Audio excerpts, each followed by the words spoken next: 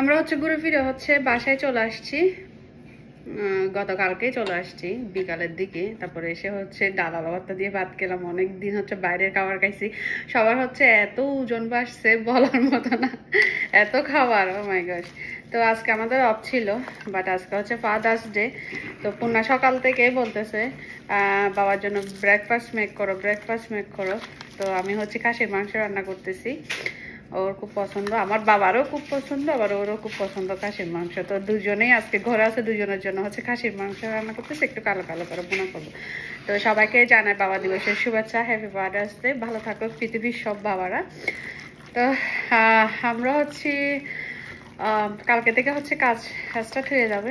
তেমন আর রান্না বান্না হবে না, আরে কয়েকদিন একটু হালকা পাতলা খাবার খাবো চিন্তা করতেছি, কারণ আমরা এত খাবার খাইছি মানে বলার মতো না।